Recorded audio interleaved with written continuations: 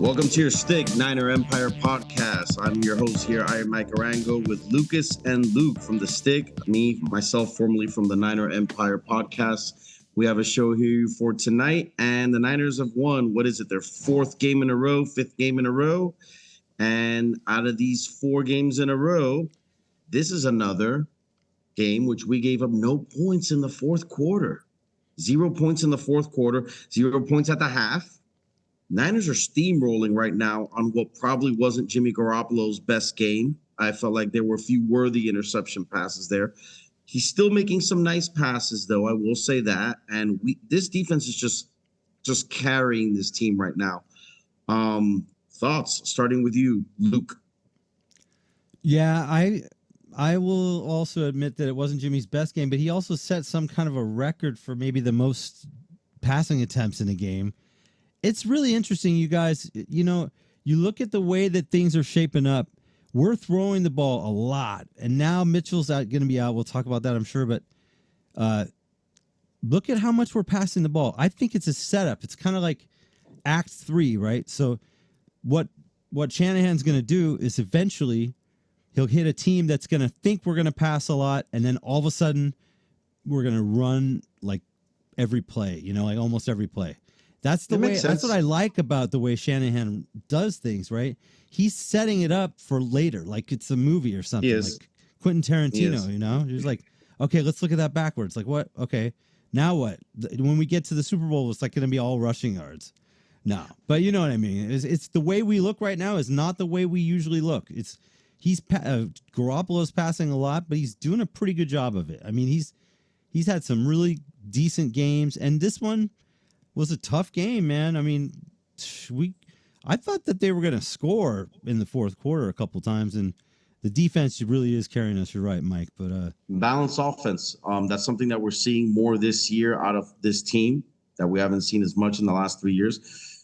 We're getting a little bit more into the flow of games, and we're passing more, and that's something we haven't been able to do for a long time. So I give Kyle Shanahan some credit on that to try and get Jimmy involved more. I give Jimmy some credit for doing better.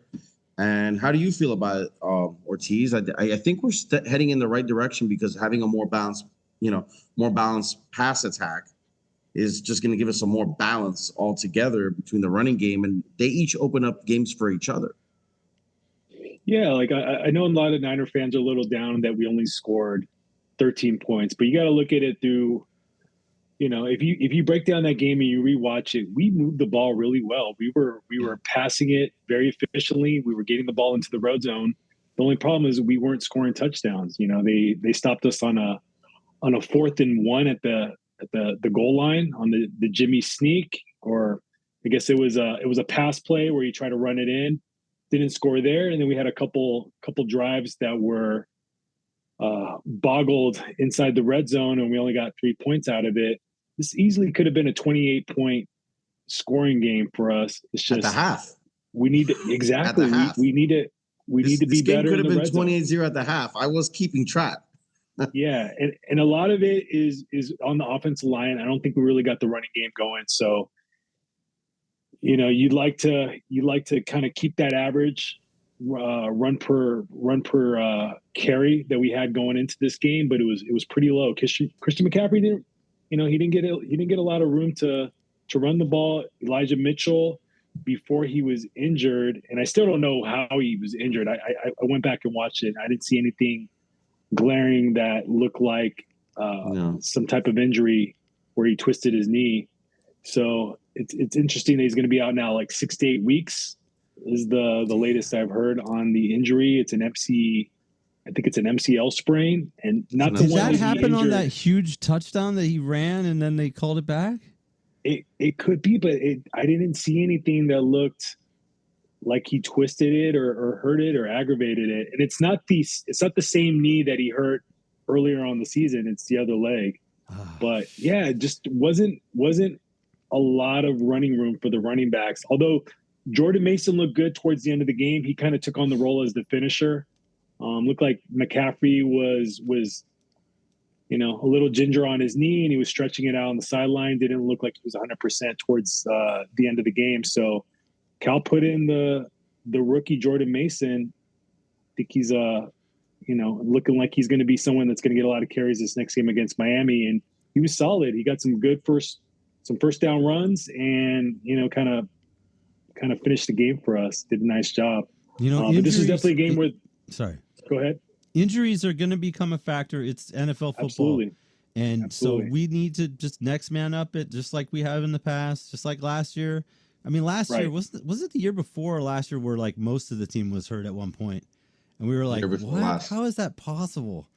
So, I mean, but not quite as many injuries, but it's the next man up mentality. And luckily we have a lot of running backs that are able to, take advantage of getting their opportunity. And Jordan Mason's going to be the next guy up. I think Tyrion Davis Price is going to probably see some action next week if McCaffrey's not 100%. Good, I think he is. I just think he wasn't activated this week because Mason does a little bit more on special teams. So he got the call as the third down back or the third back on the active roster this week. But look for Tyrion Davis Price to get some run. I think he's going to get a lot of carries. Like I said, if McCaffrey's not fully ready to go, you kind of want to save McCaffrey more on passing plays and have him be more of a receiver. Yeah. And he allow those is other kind backs of to get banged the up running. too, obviously, the way that they were kind of working on him, and Debo's a little banged up. I mean, guys are getting banged up. We just got to keep going, and hopefully. I mean, it's the nature of the way Kyle coaches these guys up, and it's one of the things that makes these guys, combine to make a special team when they're all healthy. The yak yards, the aggressiveness. We pound you in the throat, in the mouth. We crush people. That's what Kyle likes. He likes that Debo personality. Even a guy like Brandon Ayuk, who doesn't look like the biggest guy in the world. Mitchell's not the biggest guy in the world. These guys try and thump you if they have a chance. But you're going to have injuries like that. In reference to Mason, man, guys, I got to tell you, I liked him a little bit in camp and preseason. And I think you saw it the last two games. The more carries he gets, he just bullies people. I think I feel like he was the guy that we thought James Hasty was going to be. If you remember that old running back, I think we thought. But much Jamichael, was it Jamichael? Michael Hasty. Michael Hasty. Yeah, but much bigger back, much more. Stronger, Of a bruising back. Yeah. And I like how he seems to always land forward and get those extra 1 or 2 yards at the end of a run. Isn't this funny? I like guys that keep driving their legs. Yeah. You know what's ironic? Isn't this what Ty Davis Price is supposed to be? I think he's good. He is, and I think he will be. I think he will be. They don't quite trust him, I think, like Lucas was saying. 7th round is the guy who's outperforming the 3rd round pick. They don't quite trust Price yet because, they want to make sure he's going to pick up his blocks and stuff like that. But I think he's going to be good. He's a good runner. I mean, well, luckily, guys, we didn't really need too much offense. I mean, the defense put the 49er, put the team on their backs and said, we don't need you to score any more than 3 points. I mean, that's essentially what won the game, was that Robbie Gould field goal in the first quarter. There's the game winner. So, although they were tested, the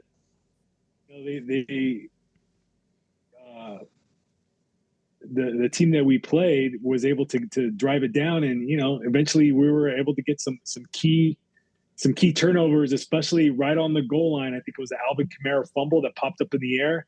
Awesome. And it looked like 12 49ers were there to catch it, and it just kept bouncing around. I think a Saints player had a chance to catch it in the end zone, bobbled it, and luckily one of our guys was able to recover it on the 1 yard line and prevent that touchdown from happening. But the ball just kind of bounced our way this game. We got some fortunate calls. There was a Jimmy INT that was called back on a defensive interference play or a hold. Some luck. That was very fortuitous. Yeah, so sometimes we don't get the calls, and sometimes we do. In this game, we got them. From what I understand, now check this out. This is actually pro Jimmy comment here. From what I understand, though, if it wasn't for the hold on Ray McLeod, he probably wouldn't have even thrown the ball or something like that. I think it might have had something to do with a timing pass, so it threw out the rhythm of the play a lot. Yeah, the hold definitely caused the interception. I went back and watched that a couple times, and I saw exactly. I'm gonna watch that now. You guys said that it's probably true. It's true. So that's awesome. How about this, you guys? 2 words for you: Juwan Jennings. What a game! What a game! I mean, coming up huge on third downs. You mean he's our new third down hero? What's that? Third and Juwan is kind of like the moniker he's getting. That's his nickname, or Juwan. Yeah. I heard him talk on the radio this week on KBR, and he said one of the trainers on the team, the strength and conditioning coach, gave him the nickname Chains, as in move the chains. So I thought that was pretty cool. I kind of like that. Nice. I think that might stick. Well, I think we should probably take a minute because, it's nice to win games with defense. And this game was definitely one with defense. You just see these guys like Warner just sitting going, we're not going to let him frickin' score. No, we're the team that doesn't let people score in the second half. Come on. And they just rallied behind everyone. And let's go around the horn. It's time for around the horn. So let's pick a defensive player. Golden Stick Award. I will go last this time so that I don't take Mike's player.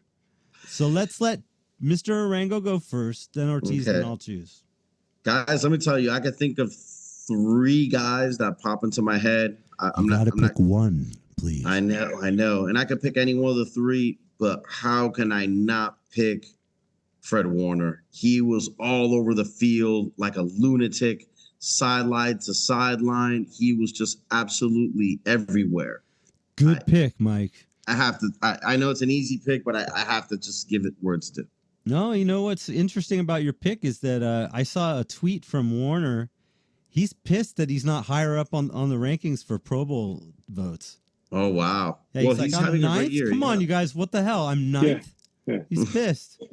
He's like, come on, someone help me out with this. Out of his mind. The last few weeks, especially, he's been out of his mind. He's everywhere. So there's a couple of guys like that. Yeah, and he must be doing some kind of boxing class or something because he had a nice punch out on the first Alvin Kamara fumble in the first quarter. I think it was actually the first drive, right? Yeah. Where he punched the ball out and we got the ball and that was awesome. We scored the field goal. Did he have another one in the second half also? He had another one on a pass attempt where he punched the ball out before the receiver could catch the ball. Yeah. So this team is good at punching the ball out, man. Yeah, well, it's about time. I see all these other teams do it to us. So we need to start doing the same thing and start getting more turnovers. Mr. Ortiz, your pick, please. So I'm gonna go with Hufanga. Damn it! You took my guy. He made his presence known right away, and on that play where we recovered the fumble on the first drive, he actually missed a tackle. He was in the backfield. He made Kamara have to elude him, and that's the play where Warner punched it out and we got the fumble recovery. But although he missed that potentially lost tackle for loss. Like it just seemed like he was on every play. Every time there was a tackle, he was either in the tackle, assisting on the tackle, or very close to the tackle. I thought he had a nice game. He had some nice pass defenses, and I loved it. I love the energy that he brings to our team. I think guys really rally to him, and he's going to be a future captain on our team. Yep. I know Fred Warner is kind of like the leader of the D, but if anything ever happens to Fred, you got Hufanga there to take the mantle. Awesome pick, and you know what? It was my pick. That was going to be your sorry, man. But I have a backup. I had to take him, and a guy that had a really, really freaking good game in Bosa. Yeah, those are the top 3. I agree. Huge sack. He really had a great game, and huge sack. You could tell he was trying to make sure that he didn't make any mistakes. He was stopping the run and scaring the quarterback. I mean, I thought he had a great game. So, yeah, he only had 1 sack, and it was in the fourth quarter. But he was making a lot of tackles. Like he got some tackle for losses. He got some tackles for short games, which are just as important. And he draws eyes. Like guys give him more attention, and it leads to other players getting to the quarterback and getting pressures. He's got to be automatically in the Pro Bowl. I mean, come on. Yeah, I mean, he's right now. I think either first or second in sacks. Yeah, he's second. Okay, yeah. I knew he was up there. He's got something like 11 or 11. But you guys, he might not be in the Pro Bowl. He might not be in the Pro Bowl because he'll be in the Super Bowl. That would be nice. they Keep do in mind, he things has these 2 less days. games than the league leader in sacks, so that tells you how great Yeah. Bowles is playing as well. Honorable mention to Dre Greenlaw, by the way. I love watching him running all over the place as well. Awesome. He looked awesome too. This whole defense is stout, man. And So good. one thing I like to bring up to people is, how do you guys feel about Jimmy Ward? I brought it up last week. Jimmy Ward playing nickelback now. It's working. You know, Absolutely. Yeah. Gibson's working at safety. I don't think there's any reason not to use Jimmy Ward. I know he's not the biggest fan of it, but man, he's playing the position so good right now. And it's a moment that we really do need him. So I hope he realizes that. I know me, for one, I really appreciate what he's doing. He plays with his heart, man, and he's really good at what he does. So he can play probably any position if you put him in it. You know, the broken hand he's been playing with it, and it hasn't phased him. He's still making plays. So yeah. On I think he offense, has an interception with that broken hand, if I remember correctly. You know who else is still making plays on offense lately, who's really starting to come about, is Brandon Ayuk. You know, this is like his 5th game in a row that he's had a real solid showing. You know, he might have not gotten a TD this game, but he still played hell of a good, though. You know, he's catching his balls. He's getting open. You know, you see him catching on his balls. Yeah. Okay, just wanted to make someone's got to catch that golden stick somewhere between those balls. I'm glad you heard that, Luke. Yeah, Ayuk's quietly had a really good season. I think you can make a case he's been our most consistent wide receiver. Yeah. You know, Debo's had a couple good games, but for the most part, you know, this was kind of another quiet game for him. And I really want to see him become a little more involved in the offense. I want to see Kyle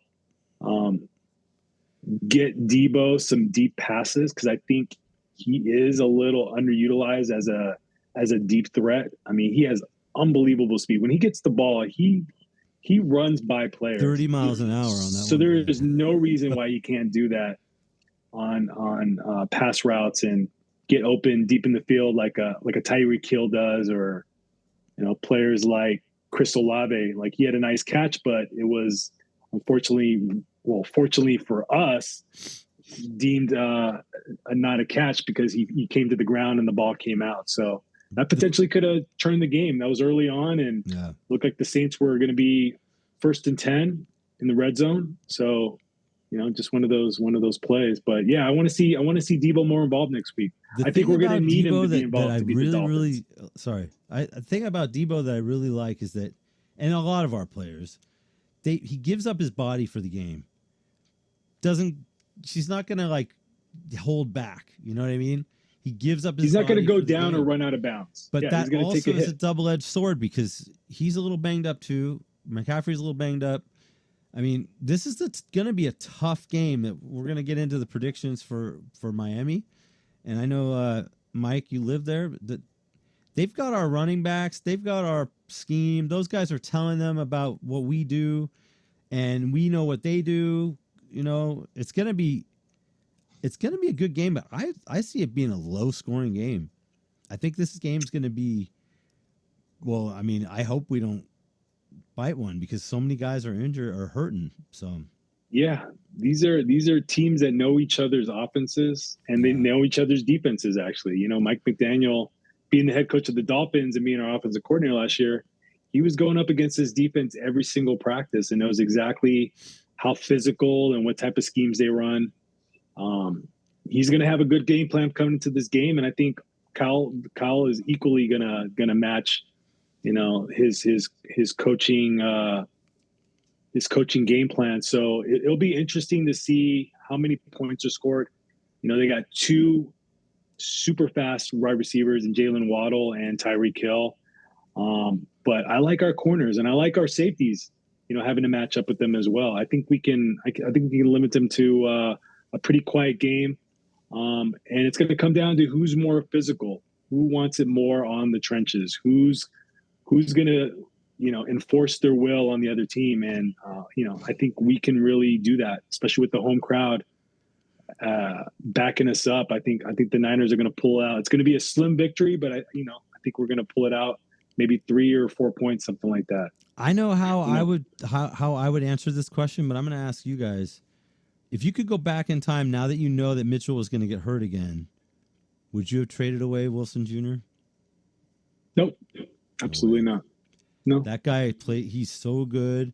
Now What here's did we the get thing. for him again? So I don't know if everyone knows this, but he wanted to be traded, which sucks because he wanted to stay. But after McCaffrey got there, he basically told the coach, like, if there's a better opportunity for me somewhere, I want to play it.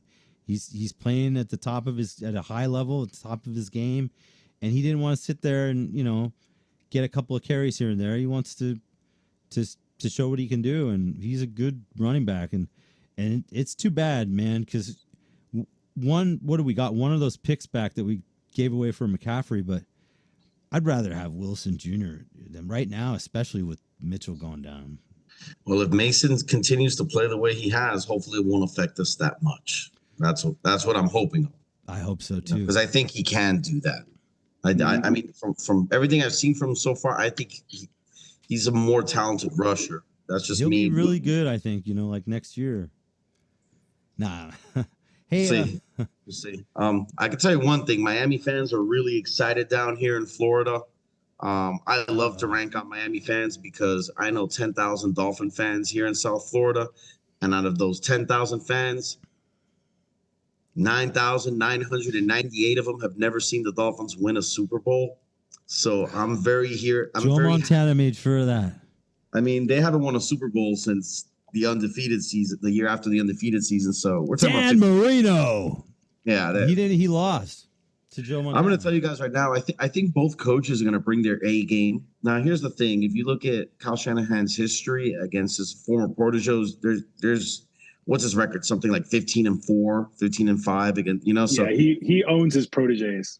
He's going to bring out the game. I think both coaches will be eager, especially the younger coach. I think he's going to be eager, Mike McDaniels, that is. He's going to be eager to show off what he can do without Kyle Shanahan. I think he's going to open up the playbook drastically with those two receivers. Remember, they got Gesicki, who's a good tight end, too. I know you guys don't hear about him that much. This dude can catch.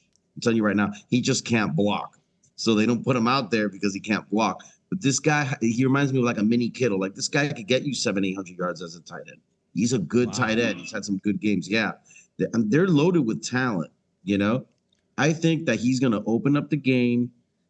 I wouldn't be surprised to see him have like a 10-0 start. Let's put it that way. The Dolphins, that is. And from there on out, I think Kyle Shanahan's going to know what he has to do.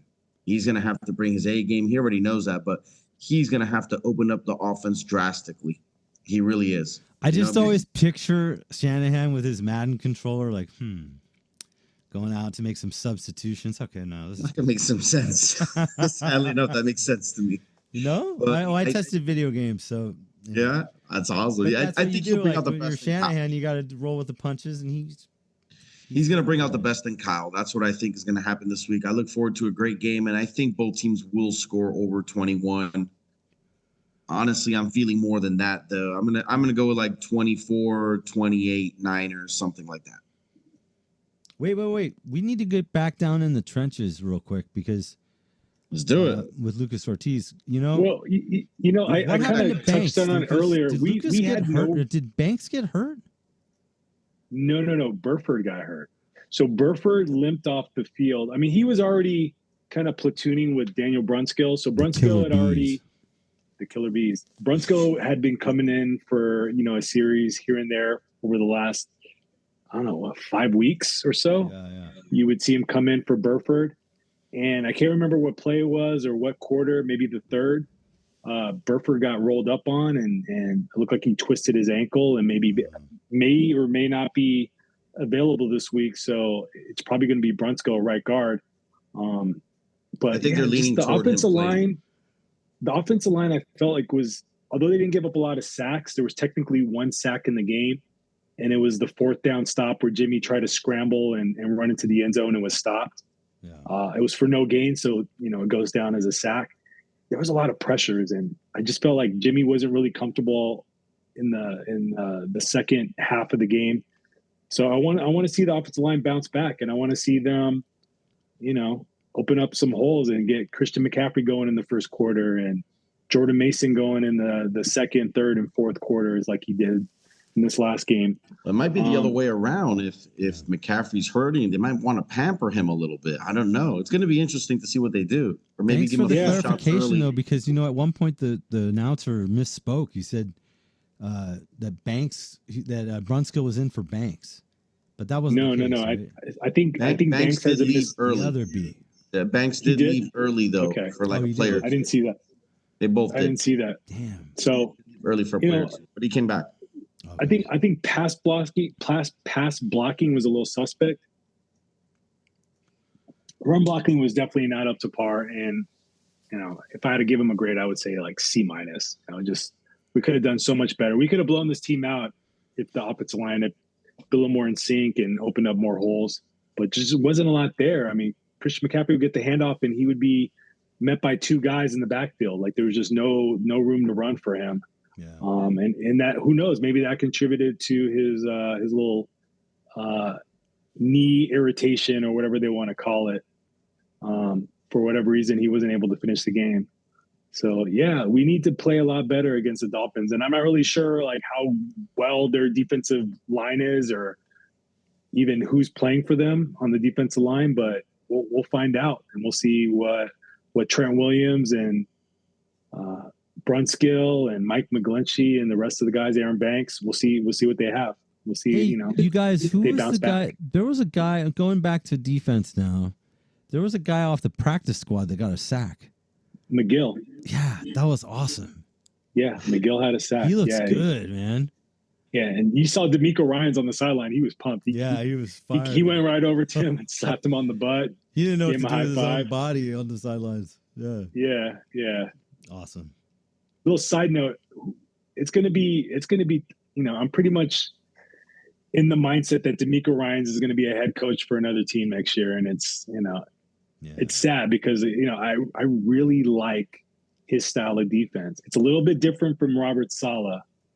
I think he's a little more aggressive, and I think he changes the coverages a little bit better than Saleh did. Yeah. And he's getting this, similar results. Like we're the number one defense in the league right now, guys. In almost every statistical category, The we're thing number is, one you or just number two. don't know. You just don't know what's going to happen. That's the kind of the weird part about it, right? I mean, some of the things that we thought were going to happen, like Garoppolo was gone. He said bye to the fans. He said bye to everyone. He's here. He's doing great. And you just don't know what's going to happen. So, I mean, for all we know, D'Amico Ryans could be the Niners head coach, and maybe they fire Shanahan. I mean, literally, you don't know what's going to happen. I don't want that to happen, but you could see that happening if they lose another Super Bowl. And now Jimmy Niners could don't run lose for Super Bowls. Where we win Super Bowls. Jimmy could run for mayor of San Francisco, and he would win in a landslide, right? Like he's the toast of the town now. So it just goes to show you think you don't know. No, you never know. We know the Warriors cheerleading squad would vote for him. That's for sure. Some votes I'd probably. Yeah, they will. Or Kittle. He didn't get any attention. Or McCarron. Nice. Yeah. He gets every female adult film stars vote. All right, you guys. So let's do some more scores. So Arango, you gave us a score, right? Yeah, I'm favoring mid-20s game, like a 24-27, 24-28. I think this is going to be a tight game, but I don't think it's going to be as low scoring as you think. But I can see why you're going in that direction also. Yeah. All right, Lucas, what do you got? So, I think there's going to be a little more scoring than Arango's predicting. I'm going to say 31-28. 31-28. Robbie Gould wins it in the last minute. The running game gets going. We get back to 150 yards on the ground. Jimmy throws for 250, gets a touchdown. Christian McCaffrey gets a touchdown. If we run for 250, Mason has to be a big part of that. Right. And Brandon Ayuk gets back in the end zone. So, it's gonna be a good game all around. I think the defense is gonna give up some points to Miami. I think they're just too talented to be held scoreless, and we're just gonna have to eke out a win against Mike McDaniels and the Miami Dolphins. Luke, what do you see? I think Wilson Jr. is gonna unfortunately have a big game against us, and he's pissed and he wants it. So I think that he's gonna have over 100 yards against the Niners. Which is how about Mostert? Crazy. But Mostert's going to have like 3 runs, hurt his knee, and he's going to leave. So I think that it's going to be 24 30-21 Niners. There you have it, folks. And look for Similar Garoppolo scores, to guys. do We're all two. pretty He's in going the to same score area. 2 of those touchdowns just on QB sneaks up the middle at the 1 yard line. What are we going to do? Yeah, Damn it, he did it again. I think he's 30. What is he? 30 for 31 on QB sneaks. Who knows? Who knows? Something like that. It's ridiculous. Yeah. Piggybacking on what Ortiz says, I think for us to run for that many yards, we need to bring back the jet sweep. We need to rush Debo a little bit more. Let's give it to Ayuk also. He runs great out of the backfield too. You know, do a sweep with him. Mason has to be a big chunk of our yardage this next game, I feel, so we could try and give Christian McCaffrey a bit of a break. We could always use Christian McCaffrey as a decoy early on in the game. That's what I would like to see. Yeah, I think he will be the leading rusher in the game, by the way. It would be Despite nice if we McLaughlin. could get Juszczyk to have a big game. He's kind of due. You know, he hasn't had a big game in a while because he was hurt. He's a finger got fullback. He just needs dislocated. to block and But you know how he is. He'll catch a ball catch and 5-yard run. passes, catch a couple 5-yard passes. I think we don't he's need due a lot for a from big Juszczyk to game, win you the guys. game. Not like huge, but he's due for one of his bigger games. Yeah. Yeah, and you know, we also need Jimmy not to throw another to keep his turnover free streak going. I It's think 4 that's games also so gonna be far. key. Longest of his career. 4 games so far. Yeah. You know, statistically right now, he's one of the top 5 quarterbacks in the league. Like if he plays how he's been playing these last 4 games, he's going to be in the Pro Bowl or voted to the Pro Bowl, but not actually playing the Pro Bowl because we'll be in the Super Bowl. Yeah. Like Luke said. Nice. Oh, and by I the don't know if way, you the guys know, last but time. there's not even a Super Bowl this year. They're just going to play flag football. I don't know if you guys got the. Are you kidding me? Yeah, there's not going to be an year. actual game with helmets and pads. It's going to be. Let's just cancel it. What the? It's the Touch Bowl, baby. Oh man! At least be go like back to all these Hawaii. Did they stop going back? Stupid they don't go to games. Hawaii They're anymore. gonna, play like tag and, have like a triathlon and play a bunch of like, 8th grade football feats of strength. It's gonna be like a strongman competition and flag football. That's gonna be the Pro Bowl and this the year. score is like 72-52 Yeah.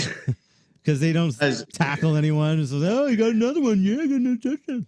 Just to bring up a nice little piece of history, so we can end this on a wonderful note. Something to think about. The last time And now a San note from Francisco- history by Mike You're gonna love this. Arango. The last time the 49ers shut out a team 4 games in a row was the year of Super Bowl 16. You mean shut out a team in the second half? Yes, 4 We haven't games in a shut row. down 4 games in a row. okay. It was Super Bowl 16, I believe. That's their Yeah. first Super Bowl 16. That's pretty wild. It was 6. Was it 16 or? My 20? parents went It to was either that Super one or Bowl. either way. It was either the first or the second Cincinnati one. I forget now. Oh, Yeah, I okay, think it was so 16. I think it was 16. I just looked it Super up. Bowl 16 was in Detroit, Yes. and my parents went to that game, and so it was pretty cool. I have the ticket stub actually, and Wasn't there that- a massive snowstorm that almost Yeah. made it impossible for people to get to the game? And Earl Cooper scored a really awesome touchdown, and Bill Walsh created the squib kick in that game. Oh yes, the king of the squib kick. Yes, He looked Yes. at the That was a kicker Bill and said, Walsh Ray invention. Warshing or whatever. He said, "Hey, just kick it, but don't make it go very far. Just make it kind of like." And he's like, No. The "What, greatest Bill?" is He's when you like, watch "No, the just kick documentary. it so it doesn't go very far, but it kind of." And that, he's In like, the and then later, second like, half. "Oh, we did the squib kick." And that, it In literally the second created half. that Squib in that was game, born. and they got it back. So, and I know where you get this information from. You got it from this guy. In the second half of Super Bowl 16, the squib kick was unleashed by the 49ers. Remember that voice? That's pretty good. Man. Yeah. That was him. The That's how I NFL first found out. NFL. The films. NFL, the voice of the NFL films, yeah. We unleashed Can't the think of his squib name. kick, baby. Bill Walsh. And for those of you that don't know, the Niners also invented the shotgun. You can't prove that. Yeah, the first shotgun play was, I They believe, it was did. John Brody. John Brody, and Yeah, then I believe it was Dallas John Brody. Cowboys That saw it and they just ran with it. the first shotgun plays ever were by the San Francisco 49ers. Wow. Now you know. The plethora of knowledge that comes Of from you useless guys is knowledge that we unbelievable. Yeah, Useless this knowledge. is just that a we have. just a pit of useless football knowledge. I love it. All right, By the boys. way, guys, I got to run. Yeah, Go that's Niners. 49ers. Oh, quick announcement. I will be on assignment next week. I'm in Arizona visiting my mother in the beautiful state of Arizona. So I may or may not be on the Zoom next week. We'll have to coordinate. I sent Damon Bruce a text tonight and told him to choose one of the next 3 games. So I told him that we would do a Monday or a Tuesday around 6 p.m. Pacific time. Well, maybe he could take my spot next week. No, you got it. He knows you. He's going to want you to be there. I know, but so if he chooses next week, if he chooses next week, then I'm going to tell him to choose a different week, or you're going to have to make it. All right, we'll see. We'll have to shoot for Monday or Tuesday. I'll keep that in mind. Set it up. All right, guys. Take care. You guys have a wonderful night. Go Niners. And that was a moment in Candlestick history.